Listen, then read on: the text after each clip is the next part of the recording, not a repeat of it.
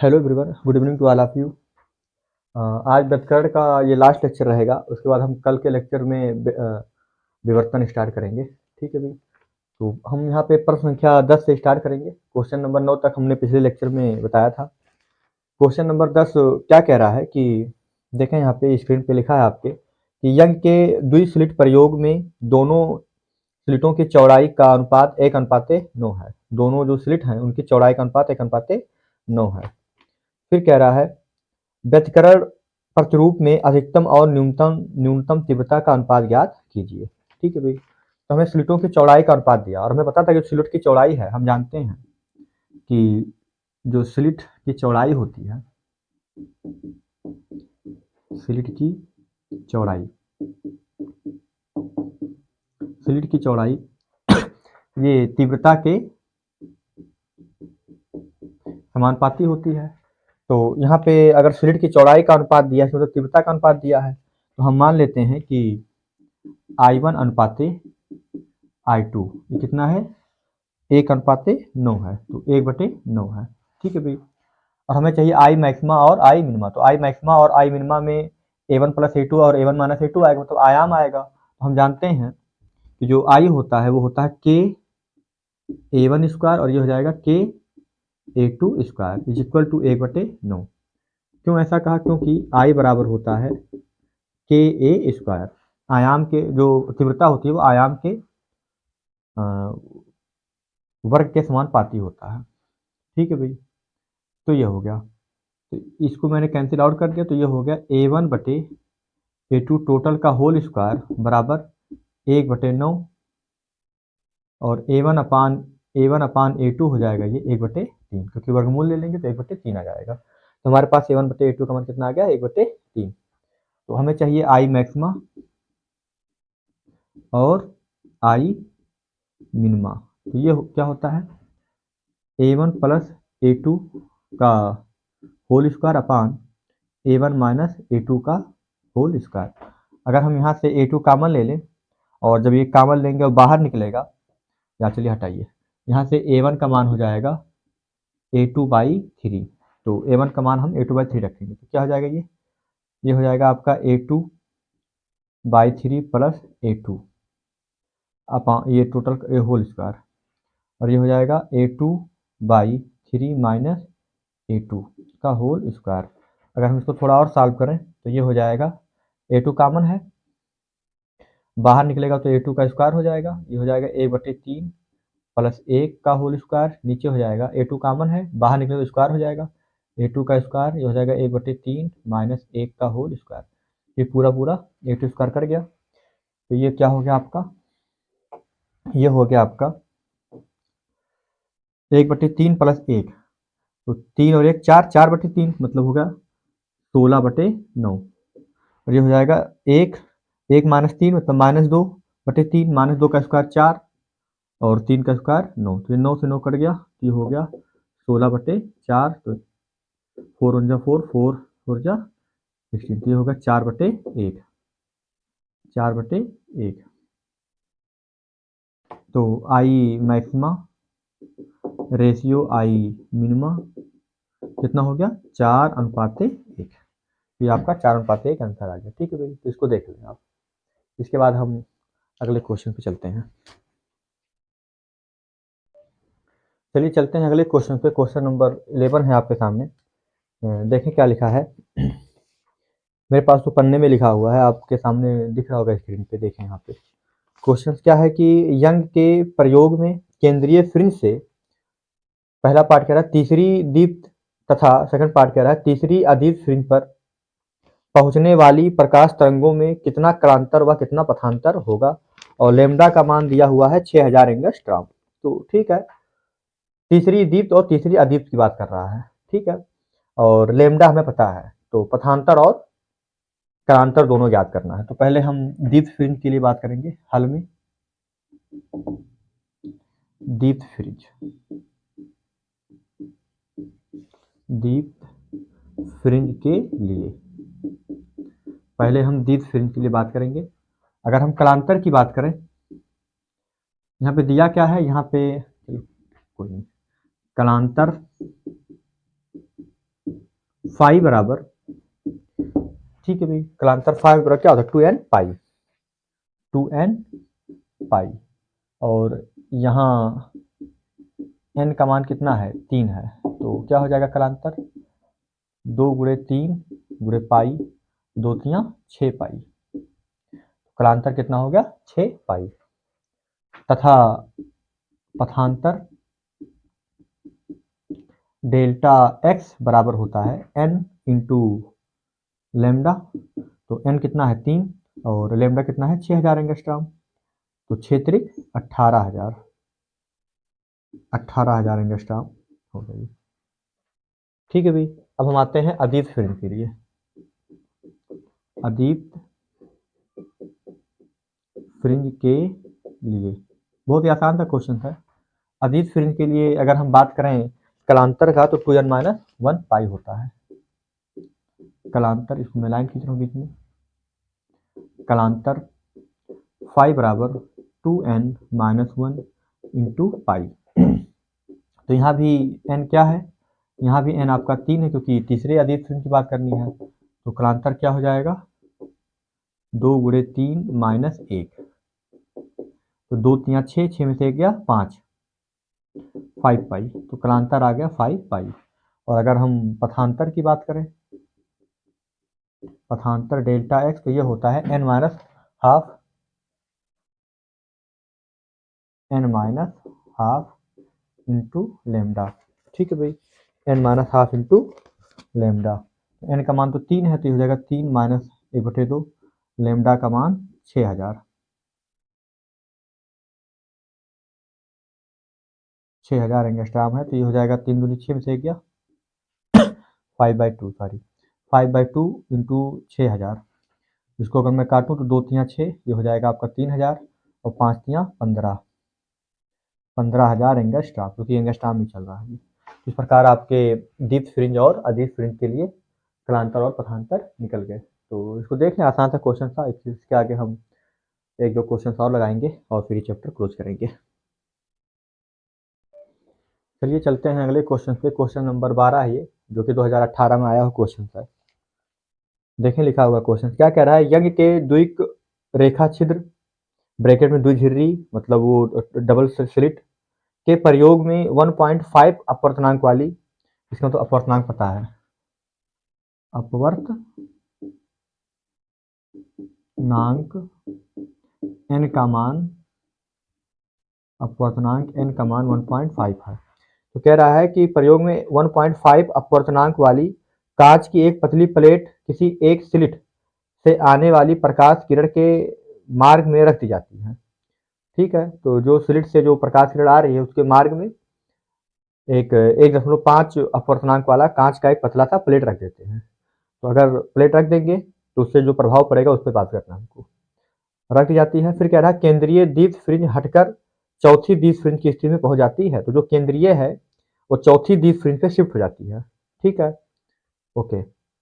यदि प्रयुक्त प्रकाश की तरंगदैर्घ्य 6000 एंगस्ट्रॉम हो तो प्लेट की मोटाई ज्ञात कीजिए। तो तरंगदैर्घ्य भी दिया है, तरंगदैर्घ्य लेमडा बराबर 6000 एंगस्ट्रॉम मीन्स 6000 गुणे 10 के पावर माइनस 10 मीटर मीन्स 6 गुणे 10 के पावर माइनस 7 मीटर, क्योंकि 10 के पावर 3 10 के पावर माइनस 10 इतना है। और जो केंद्रीय फ्रिंज है वो चौथे दीप्त फ्रिंज पे शिफ्ट होता है। ठीक है भाई, तो हम मान लेंगे कि यदि प्लेट को रखने पर फ्रिंज के विस्थापन, भाई फ्रिंज में विस्थापन हो जाएगा, ठीक है, वो x0 है। ठीक है, मैंने कहा कि माना यदि प्लेट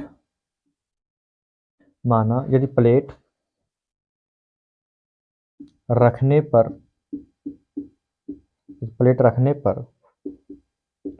फ्रिंज में जो विस्थापन होगा, फ्रिंज विस्थापन, हमारा प्लेट रखने पर फ्रिंज विस्थापन x0 है, कितना है, x0 है। ठीक है भाई, तो जो ये x0 का फार्मूला हो जाएगा वो हो जाएगा capital D by small d, और ब्रैकेट में होता है n-1 n-1 है ये n-1 into small T. Small D क्या है, दोनों स्लिटों के बीच की दूरी। कैपिटल डी क्या है, स्लिट और क्या नाम है पर्दे के बीच की दूरी। और एन अपवर्तनांक है और टी जो प्लेट हमने रखा है प्लेट उसकी मोटाई है। ठीक है भाई, तो एक तो ये होता है। जबकि एक और है, जबकि जो ये x0 है क्या कह रहा है कि दीप्त फ्रिंज चौथी केंद्रीय दीप्त फ्रिंज हटकर चौथी दीप्त फ्रिंज की स्थिति में पहुंच जाती है। तो जो x0 का मान हो जाएगा वो हो जाएगा 4 और ये इसकी चौड़ाई 4w। और हमें पता है कि x0 बराबर 4w, w मतलब क्या, d by small d into lambda. तो अगर हम देख पाए इसको, अगर हम 1 बोल दें और इसको 2 बोल दें तो दोनों x0 बराबर है, तो यहाँ से हो जाएगा समीकरण 1 व 2। ये तो फार्मूला हो गया ये, है ना, x0 का। और चूंकि चौथी दीप्त फ्रिंज पे शिफ्ट होती है तो x0 बराबर 4w, और w का मान d बाई डी लैम्डा। ठीक है भाई, समीकरण 1 व 2 से, समीकरण 1 व 2 से क्या हो जाएगा, ये दोनों बराबर हो जाएंगे, तो यहाँ से हो जाएगा आपका 4 या ऐसे d by small d, capital D by small d n-1, ये समीकरण 1 का लिख दिया मैंने, इंटू टी बराबर 4 d by small d into lambda. इस capital D small d cancel out हो गया, तो यहाँ से t का मान हो जाएगा 4 लैम्डा अपान n-1। तो t बराबर हो जाएगा आपका 4 इंटू 6 इंटू 10 के पावर ये -7 है, अपान n का मान कितना है 1.5 माइनस 1। इसको आप सॉल्व कर लेंगे तो ये 4 छक 24, चलिए पढ़ा रहने दें, ऐसे क्या दिक्कत है। चलिए 24 गुणे 10 के पावर -7, और ये 1.5 में से आधा जाएगा तो 0.5। ठीक है, तो इसे आप सॉल्व कर लीजिएगा। सॉल्व करेंगे तो ये आपका जो भी आएगा 4.8 के करीब कुछ आएगा। तो इसको आप सॉल्व करके जो भी आएगा उतने मीटर में आप लिख लीजिएगा। ठीक है भाई, चलो देख लें यहाँ तक।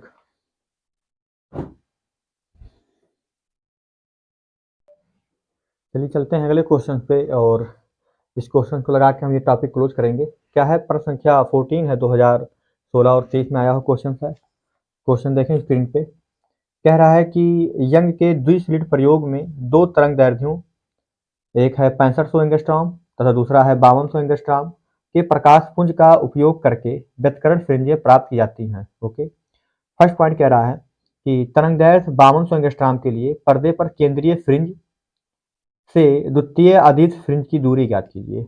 अच्छा, केंद्रीय फ्रिंज से द्वितीय अदिश फ्रिंज की दूरी ज्ञात करनी है। तो पहले हम लिख लेते हैं कि क्या क्या मेरे पास है यहाँ पे। ठीक है, तो फर्स्ट पॉइंट में अगर जो हमें हल करना है उसमें केंद्रीय अदिश फ्रिंज के लिए जो दूरी होती है वो होती है m-12 into D by D lambda. Okay, तो यहाँ दिया क्या क्या है, फिर आगे भी क्वेश्चन पढ़ते हैं क्या है। सेकंड पॉइंट क्या कह रहा है कि केंद्रीय उच्चिष्ट से वह न्यूनतम दूरी क्या है जहां पर दोनों तरंगदैर्ध्य से उत्पन्न दिश फ्रिंजें संपाती हों।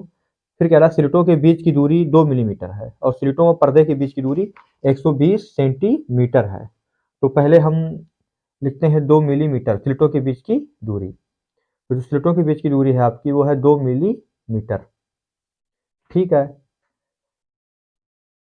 स्मॉल डी कितना है आपका 2 मिलीमीटर है, 2 मिलीमीटर। तो 2 मिलीमीटर मतलब अगर मीटर में बदलें तो ये हो जाएगा 2 गुणे 10 के पावर -3 मीटर। ये आ गया स्मॉल डी। और 100 स्लिटों पर्दे के बीच की दूरी 120 सेंटीमीटर है, 120 सेंटीमीटर। तो कैपिटल डी है 120 सेंटीमीटर। तो अगर हम इसको मीटर में बदलें तो पता है अभी कि 1 मीटर में कितना 100 सेंटीमीटर। तो 1 सेंटीमीटर में 1/100 100, तो 1/100 से अगर भाग देंगे, अगर इसमें 100 से भाग देंगे तो ये आ जाएगा 1.2 मीटर। तो कैपिटल डी का मान आ गया 1.2 मीटर। ठीक है, तो ये हमारे पास स्मॉल डी और कैपिटल डी है। उसके बाद क्या कह रहा है, तो फर्स्ट पॉइंट पे आते हैं। फर्स्ट पॉइंट में है, कह रहा है कि तरंगदैर्घ्य 5200 एंगस्ट्रॉम के लिए पर्दे पर केंद्रीय फ्रिंज से द्वितीय अदिश फ्रिंज की दूरी ज्ञात कीजिए। तो इसके लिए जो हमारा लैम्डा हो जाएगा वो 5200 एंगस्ट्रॉम हो जाएगा। ठीक है भाई, 5200 एंगस्ट्रॉम, 5200 तो 52 लिख के 2 जीरो है। ठीक है, 5200 एंगस्ट्रॉम। अगर इसको मैं बदल लूँ तो ये आपका हो जाएगा 52 5200 और 10 के पावर माइनस 10 मीटर। मैं चाहूँ तो और सरल कर सकता हूँ, बट कोई नहीं, यहीं पे रहेगा। लैम्डा हो गया आपका ये 5200 5200 10 के पावर माइनस 10 मीटर। तो ये सारा हमारे पास है। और जो फार्मूला होता है कि केंद्रीय फ्रिंज से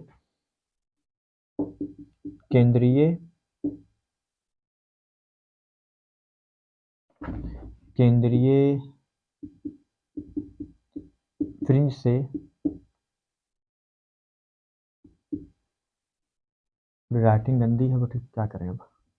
केंद्रीय फ्रिंज से एमवी है ना, एमवी अदीप्त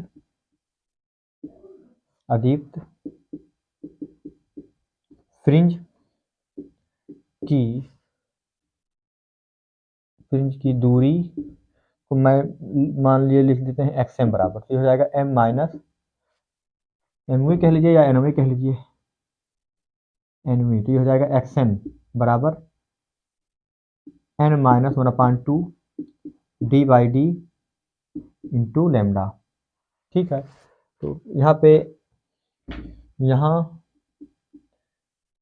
n का मान कितना दे रहा है, यहाँ पे कह रहा है द्वितीय, तो n का मान 2 हो गया। तो ये हो गया x2 बराबर 2 माइनस 1/2, कैपिटल डी का मान 1.2, स्मॉल डी का मान 2 × 10 के पावर माइनस 3 और लेमडा का मान 52 लिखकर 00 मतलब 5200 और ये 10 के पावर माइनस 10। अब ये 2 दूनी 4 में से 1 गया, ये हो जाएगा आपका 2 दूनी 4 में से 1 गया 3/2 1.2 2 × 10 के पावर माइनस 3 5200 10 के पावर माइनस 10। अब ये आप सॉल्व कर सकते हैं, है ना, आसान सा सिंप्लीफिकेशन है, सॉल्व कर लीजिएगा। जब आप सॉल्व करेंगे तो ये आपका आ जाएगा 0.46 × 10 के पावर माइनस 3 मीटर। मेरे पास आंसर लिखा, मैं लिख दे रहा हूँ, ये सॉल्व करने की जिम्मेदारी आपकी है। तो ये कितना हो जाएगा, अगर 10 के पावर माइनस 3 मीटर मतलब मिलीमीटर, तो ये हो जाएगा 0.46 मिलीमीटर। आप चाहें तो मीटर में ही आंसर दें। तो ये आपका पहला पार्ट आ गया, देख लें यहाँ तक। फिर हम आते हैं सेकंड पार्ट पे।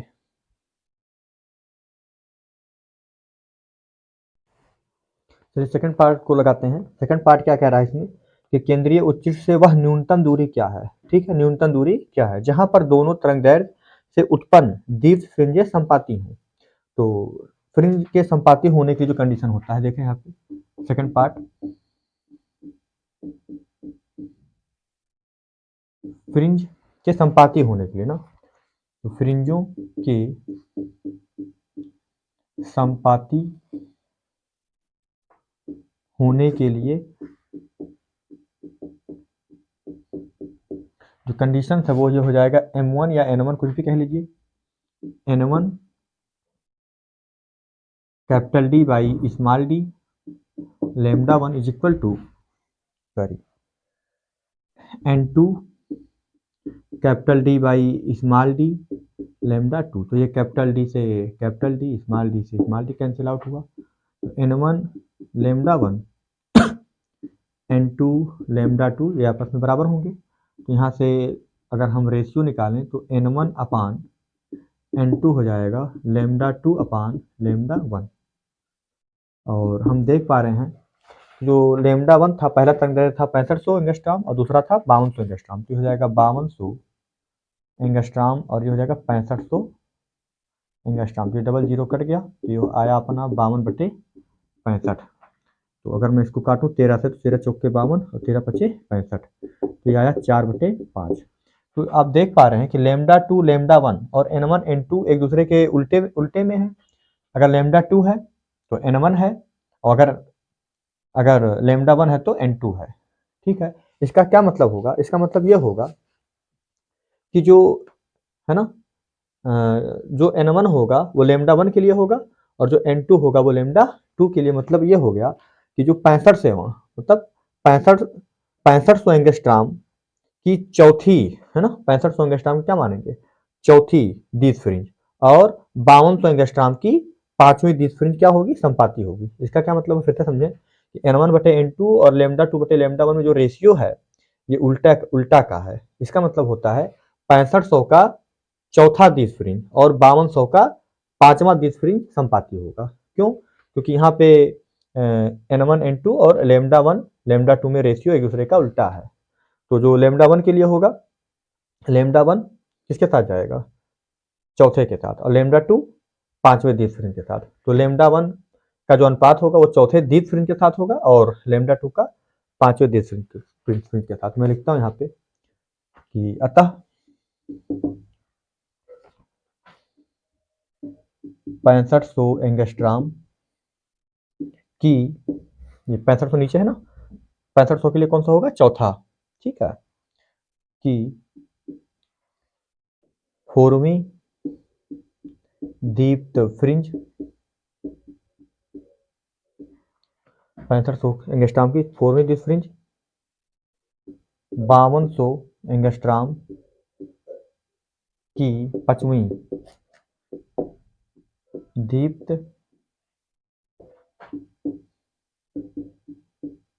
फ्रिंज के संपाती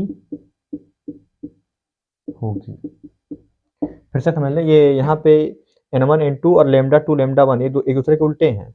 एन वन है तो लेमडा टू है, एन टू है तो लेमडा वन है। तो जो लेमडा वन के लिए एन था ना, ये एन वन वाला दिस फ्रिंज, और लेमडा टू के लिए एन टू वाला दिस फ्रिंज। तो मैंने यही कहा कि 6500 एंगस्ट्राम के लिए चौथा चौथा दिस फ्रिंज, और 5200 एंगस्ट्राम के लिए पांचवी दिस फ्रिंज क्या होंगे, आपस में संपाती होंगे। तो आप न्यूनतम निकालना है तो चौथे वाले से निकाल लीजिए, पांचवें से भी निकालेंगे तभी वही अंतर आएगा। ठीक है भाई, तो हमने कहा x बराबर, यहाँ पे हम ले लेते हैं 4 वाला ले लेते हैं, कितना हो जाएगा ये 4, या ऐसे लिख लेते हैं 4 इंटू, हमें चाहिए ना न्यूनतम फ्रिंज की दूरी क्या, तो ले लेते हैं, चलिए यहाँ से n1 D by small D और इंटू लेमडा लेमडा में हम ले लेते हैं आपका यहाँ पे 6500, तो ये हो जाएगा आपका लेमडा वन ना, लेमडा वन यहाँ 6500 ले लेंगे। तो ठीक है, तो 6500 के लिए कौन सा होगा, चार, तो ये x का मान हो जाएगा, फिर से समझ लीजिए x बराबर हो जाएगा n1 डी बटे डी लेमडा वन। ठीक है, n1 का मान कौन सा लेंगे, 4, और लेमडा वन कौन लेंगे, 6500। अगर हम 5200 एंगस्ट्राम लेंगे, है ना, लेमडा टू मान लीजिए यहाँ पे अगर मैंने 5200 एंगस्ट्राम ले लिया, तो हमें n2 का मान 5 लेना पड़ेगा। ठीक है, n2 का मान 5। ठीक है, यहाँ देखें तो x का मान हो जाएगा, n1 का मान हो गया 4, डी का मान आप सवाल में दिया था कि 120 सेंटीमीटर, 120 सेंटीमीटर मतलब 1.2 मीटर, 1.2, और स्मॉल डी का मान आपका था 2 मिलीमीटर, मिलीमीटर मतलब 2 × 10 के पावर माइनस 3 मीटर, इतना हो गया। और लेमडा वन हमने क्या लिया है, ठीक है भाई, लेमडा वन हो गया मेरा अपना 6500 एंगस्ट्राम। 65 65 6500 × 10 के पावर माइनस 10, 6500 × 10 के पावर माइनस 10, तो 65 × 10 के पावर माइनस 8 हो जाएगा। 6500 एंगस्ट्राम है, इसको थोड़ा सॉल्व करेंगे अगर हम, तो ये हो जाएगा 2 दूनी 4 और 12 दूनी 24, मतलब 2.4, 65 × 10 के पावर माइनस 8 और 10 के पावर -3 नीचे है, ऊपर जाएगा तो 10 के पावर 3 हो जाएगा। तो हो जाएगा 2.465 10 के पावर -8 माइनस +3 10 के पावर -5। तो इसको आप सॉल्व कर लीजिएगा गुणा करके, तो ये आएगा आपका 1.56 10 के पावर -5 मीटर। ठीक है, अगर मिलीमीटर में लिखना है तो 1.56 10 के पावर -2 अलग कर लीजिए, 10 के पावर -3 अलग कर लीजिए, इतना मीटर। 10 के पावर -2 तो 100 से भाग हो जाएगा। ठीक है, 1.56 10 के पावर माइनस, ठीक है, 100 से भाग हो जाएगा तो कुछ पॉइंट उधर चले जाएंगे तो दशमलव में आ जाएगा। भाई 100 से भाग दे देंगे तो 2 अंक इधर चला जाएगा, तो यही आंसर कर लें 1.56 10 के पावर -5 मीटर, या मिलीमीटर में लिखना हो तो 100 से भाग देके लिख लें। ये हो जाएगा आपका 0 दशमलव समथिंग। ठीक है, देख लें यहाँ तक।